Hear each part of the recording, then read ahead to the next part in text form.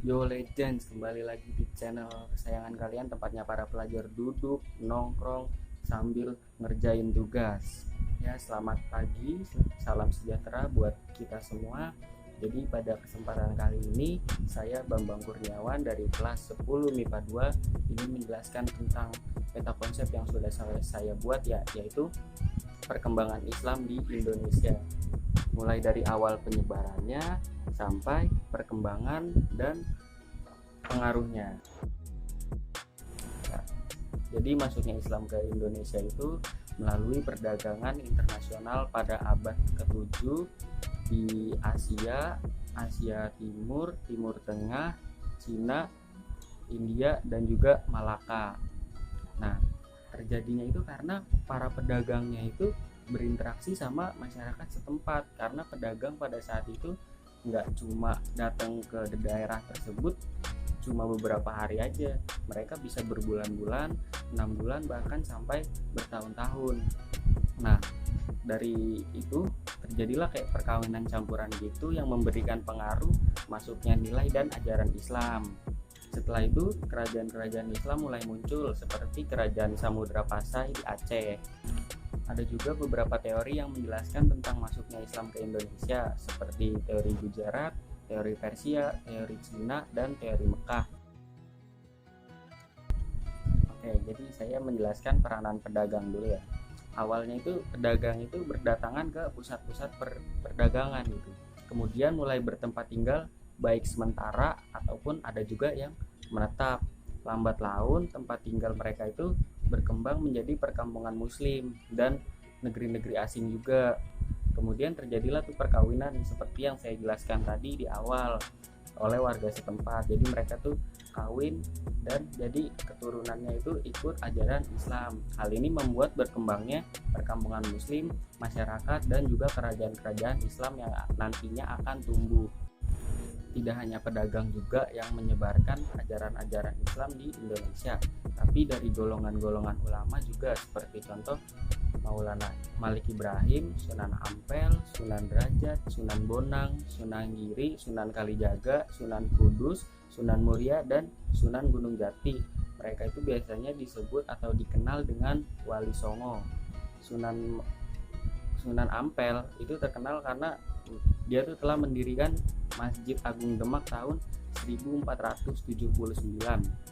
Maulana Malik Ibrahim, beliau melakukan dakwah di Jawa bagian timur. Sunan Derajat, yaitu putra Sunan Ampel dan pencipta Gending Pangkur. Sunan Bonang, putra Sunan Ampel dan pencipta Gending Durma. Sunan Giri, pencipta Gending Sunan Giri, pencipta Gending Asmaradana dan Pucung, juga permainan ilir-ilir. Sunan Kalijaga, beliau menyebarkan agama Islam melalui cerita wayang.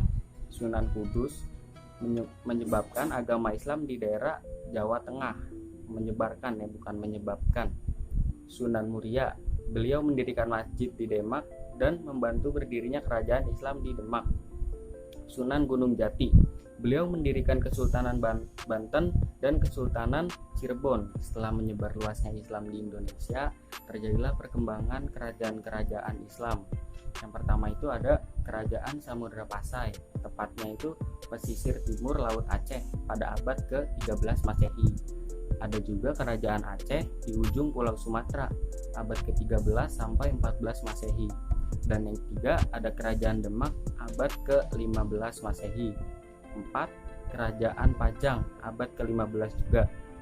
5.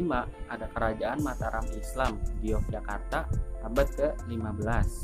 Yang ke-6 ada Kerajaan Cirebon abad ke-15 juga. Yang ke-7 ada Kerajaan Banten di ujung barat Pulau Jawa pada abad ke-16. Yang ke-8 ada Kerajaan Makassar.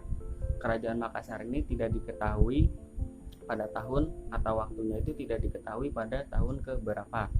Yang ke-9 ada Kerajaan Ternate di Maluku Utara. Yang ke-10 ada Kerajaan Tidore di Maluku juga abad ke-16. Setelah membahas kerajaan-kerajaan, tidak lengkap rasanya kalau kerajaan itu tidak meninggalkan sesuatu gitu. sekarang kita akan bahas peninggalan-peninggalan bercorak Islam di Indonesia. Yang pertama itu ada masjid. Masjid ialah tempat orang Islam untuk beribadah ya, untuk melakukan sholat. Peninggalannya itu seperti Masjid Baitur Rahman, Banda Aceh, Masjid Kasepuhan, Cirebon, Masjid Sunan Ampel, Surabaya. Nah, yang peninggalan yang kedua itu ada keraton. Keraton adalah tempat tinggal sultan beserta keluarganya. Contohnya Keraton Kesultanan Aceh, Keraton Yogyakarta, dan Keraton Surakarta. Dan masih banyak lagi contoh-contoh yang lainnya.